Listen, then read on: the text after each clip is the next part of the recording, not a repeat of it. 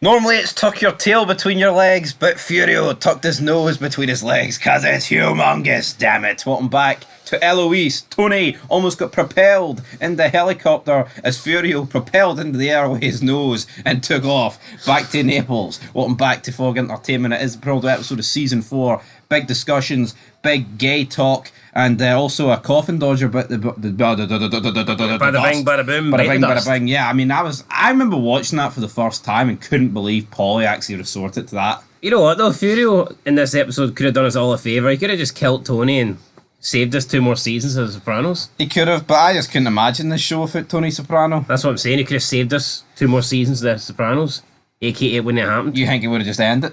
Well, no shit. Do you think Tony's brain would have splattered over the helicopter and just would have faded to black? It's a one character fucking show. I mean, like, of course it's not going to continue without Tony. It's not going to continue without Tony. But you know what? Nice trackie that Furio was wearing. Could we have got a Furio spin-off though? I think you could. Still could. The actor's still alive. Do it. Naples, back in Italy. He buys a football club or something like that. Corruption. That was the mid-2000s. The Italian Serie A clubs know all about that, but I mean, may as well wrap that arc up. So he wants to build this extension in his house. Carmela gets her father involved. Looks like they could kiss, but then one of the contractors enters the arena, or his garage in this instance. And then, right, he's in Connecticut with Tony and a bunch of the guys. He sees Tony getting drunk and flirting with these women and gambling and drinking and wanting helicopter rides, and his nose is getting bigger. It's like Pinocchio here, man. He doesn't seem to like the way Tony treats Carmela, because he seems to care for Carmela. Yeah, but he doesn't care enough to actually do something about it or tell Carmela the truth. So he thinks, here, Tony's pissed, Tony's drunk. I could just end it right here, right now, and push him into this like helicopter here, and like, I mean. See when Furio has those thoughts, I don't think he can continue working for Tony. No. That's a line that he's crossed. I think he actually had to do it. And it was weird because surely if you're taking a piss next to a helicopter, would the wind direction not like send your piss flying into that wasn't my most concerning thing here. I mean, it was almost the Dawn was getting wiped out. Yeah, so Furio grabs him by the scruff. Tony can't believe it. It's like, hey, what you doing? And you're getting too close. One little push here would have ended it all, but then Furio says, you're getting too close, and he actually puts him a bit closer to the blade, then throws him away for it. And you know what? Tony never really caught on. Tony just bought this. Maybe it's because Tony was drunk, but would Tony not be like, why the fuck you got your hands on me, though? Like, yeah, I mean... Why not just say to Tony... Spoiler alert, right? Furio is never seen again. Now, I'm not saying the issue isn't brought up with Furio, but... What my problem with this is, it's like, you're right, Tony does. It's like, you can be drunk, but this was an attempt on your life, you dumb fat fuck. I mean, how's he not realise this? You were getting too close, huh? He just buys it, man. I'm going to move you closer. I'm going to move you closer, huh? You know, like, what the fuck? But what's the end game here for Furio, right? He kills Tony, and then what? Is he just going to jump into the Soprano household and become the new Mr. Soprano? Furio Soprano. I'm not too sure how it would have worked for Furio. Well, no, let's say Furio killed him. Would Carmela have been absolutely raging about Tony's death? I mean, I would say so. Like, well, I think she'd be more annoyed at the fact Furio killed him. Although I guess Furio could say, oh, he slipped or something, had an accident, he was drunk. I suppose Furio's not going to hold his hands up and be like, it was me, I done it. And yeah, but also it's the Don's family. You can't just jump into the Soprano household the day after, even if it is an accident, because obviously he would have to portray it as an accident in order to get away with it. But yeah, he's away back to Naples. Carmela, though, you know, she thinks that Tony's whacked him. She thinks Tony's killed him. Breaks down a few times this episode. Meadow kind of puts 2 and 2 together about this. I mean, there was some funny scenes with the dinner where they were talking about this story. I believe it was Billy Budd, Herman Melville. Sounds pretty gay. Yeah, Billy Budd, that does sound a wee bit gay. Just like King Billy. But, Tony was flabbergasted here that Meadow's boyfriend doesn't live in the apartment, but some other guy that's not gay does. Tony just couldn't comprehend that. He's like, no offence, I'm not gay. What? It's like the most shocking moment of Tony's life here. And it finding out this guy wasn't gay. And it seemed to bother him, like, what? Bothered him a lot more than it should have. He stopped fucking eating, he just stared at him for the remainder of the scene. And when Tony stops eating, you know there's a problem. No, see AJ, right? You just see here that the guy, I'd say in this season, right, he must be about, what, 15? But he's almost like he's got Down syndrome or something. Like, or just lacking so much mental fortitude. Do you not think, like, when he's speaking here, it just comes across as a fucking brain-dead retard? Which may sound too extreme, by the way, but he actually... I think there's some kids that come across as smart. He just doesn't sound like he has anything rattling about in his brain. I think he's just socially awkward, and that's kind of the life that he's had growing up with Tony Sopranos, is that? I mean, I think that's fair enough, but I don't think he offers anything. Like, he got a C...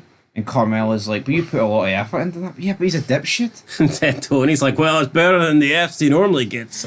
And then he asked something like, I didn't read. I know he's like, he said something about the book, and Tony's like, I thought you said you fucking read it.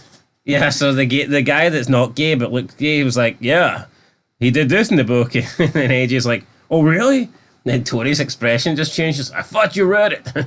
Yeah, it was. I like that wee dinner scene. It was pretty good. I like that dinner scene. The dinner scenes I didn't like was Polly's mum, man. And, like, her friend lets... Car crash. Boom. Yeah, she lets slip that she has a lot of money under her sofa, which obviously, light bulb, sofa, bed, whatever, man. Oh, no, she didn't. She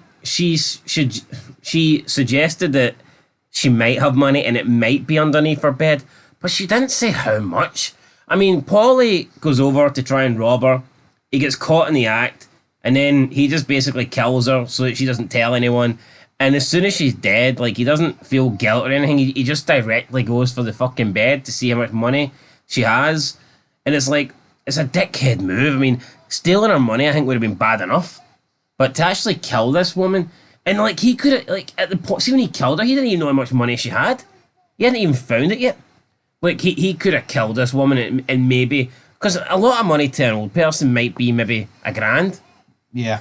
$500. I mean, he killed this woman not knowing how much money she had. Now, in fairness, he does give Tony a big envelope, so maybe she had quite a bit of money, but still... I believe he still would have kept some for himself. Like, what... Yeah, no, I think so as well, but what a dickhead move. We even seen Sal, with Big Sal, when they killed him. I mean, he was in there like a scavenger taking the watches and stuff. No, Polly is a scumbag. There's no defending him. I don't like him. He doesn't have a family, and they've pointed that out quite a few times. You know what? Like, I mean, yeah, there's characters in it that are shady, right? See, as bad as shit as Tony does sometimes, and Chris, you do feel like they do have, like, they care a little bit. There's like a moral compass a wee bit. See, I think with Polly, it's out the fucking window. With Silvio, he's pretty much like a background character, so we don't fucking know if he's got a moral compass or not. No, but I would say Polly would sell anyone it. Yeah, Silvio just stands there hunched over. He doesn't really offer much for me. No, I mean, I actually liked the scene between him and Polly this episode.